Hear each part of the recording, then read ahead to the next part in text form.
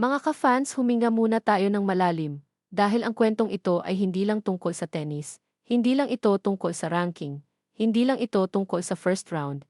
Ito ay kwento ng isang Pilipinang dalaga. Nabitbit ang pangarap ng buong bansa habang papasok siya sa unang ma-indraw appearance niya sa Australian Open. Siya si Alexandra "Alex" Ila. Sa murang edad, sa dami ng pressure, at sa mata ng buong mundo, si Alex Ila ay haharap sa isang Amerikanang kilala sa lakas, bilis at halimaw. Na-serve, Alicia Parks. Unang beses nilang magtatagpo sa Queens Pro Tour.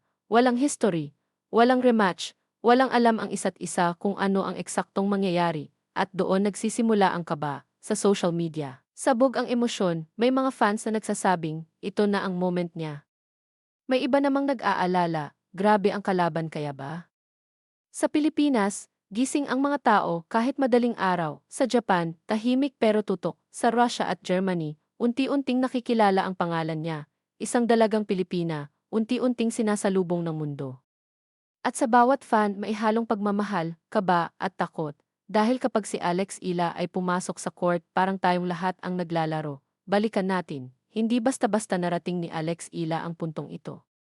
Sa likod ng bawat smile niya sa court, may libo-libong oras ng ensayo, may mga luha sa pagkatalo, may mga gabi ng pagdududa. Ngayon, hawak niya ang UTT ranking no 49, isang bagay na minsan ay pangarap lang, at ngayon Australian Open. Main draw. Hindi qualifying. Hindi wildcard. Kundi bilang isang lehitimong contender, pero ang tadhana hindi kailanman nagbibigay ng madaling daan. Dahil sa unang round pa lang ang makakatapat niya ay isang pangalan na kinikilabutan kahit ang mga veterano. Sino ba si Alicia Parks? Isang 25-year-old American, ipinanganak sa Atlanta, Georgia. Isang manlalaro na pinalaki sa tennis, literal. Ang coach niya, ang sarili niyang ama. 7 taong gulang pa lang siya nang humawak ng racket. 10 taong gulang. Iniwan na ang tahanan para mag-train sa Florida. At nang dumating ang oras ng kolehiyo, tinanggihan niya ang maraming scholarship. Isang desisyon na puno ng panganib pero puno rin ang tapang.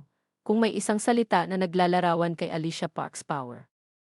Isang serve na kayang umabot sa 129 miles per hour. Kapantay ni Venus Williams sa pinakamabilis na serve sa kasaysayan ng ATP Open. Isipin mo iyon. Isang teenager mula Pilipinas laban sa isang babaeng may serve na parang kidlat. Isang maling hakbang, isang maling basa at tapos ang rally. Ito ang uri ng kalaban na hindi ka binibigyan ng second chance. At dito na pumapasok ang drama. Maraming fans ang nagtatanong, kaya bang sabayan ni Alex ang lakas? Makaka-adjust ba siya sa bilis? O matutunaw siya sa pressure? Pero may isa pang tanong na mas mahalaga, paano kung ito na ang breakout moment niya? Paano kung sa gitna ng kaba doon siya mas lalong tumibay? Ang laban na ito ay hindi lang Alex Ila Alicia Parks. Ito ay youth is experience. Speed si power, dream si reality. Isang unang hakbang sa Australian Open na maaaring magbukas ng pinto o magbigay ng masakit na aral. At kung sakaling manalo si Alex, ang susunod niyang haharapin ay alinman kina Carolina Muchova, World No. 11 o Jacqueline Christian, World No. 37. Ibig sabihin walang pahinga, walang easy round, isang sunod-sunod na pagsubok ng tibay ng loob. Sa puntong ito, maraming fans ang umiiyak na kahit wala pang bola ang hinahampas dahil nakita na natin ito noon. Mga batang atleta na biglang nabibigatan sa expectations, pero si Alex Ila iba ang dala niya, hindi lang talento, kundi katahimikan sa gitna ng ingay, at minsan iyon ang pinakamalakas na sandata. Sa ngayon, ang mga fans ay naghihintay. Hindi lang ng resulta kundi ng sandali, isang point na magpapasigaw sa kanila, isang rally na magpapaniwala ulit, manalo man o matalo ang totoo, panalo na ang kwento. Dahil ang pag-apak ni Alex Ila sa Australian Open main draw ay patunay na mailugar ang mga Pilipino sa pinakamalalaking entablado ng mundo, at ang tanong ngayon, ito na ba ang simula ng mas malaking alamat? O isa pa lang itong kabanata sa mas mahaba pang kwento?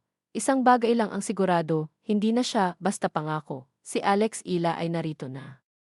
At tayo mananatiling nanonood, humihinga at naniniwala hanggang sa huling punto.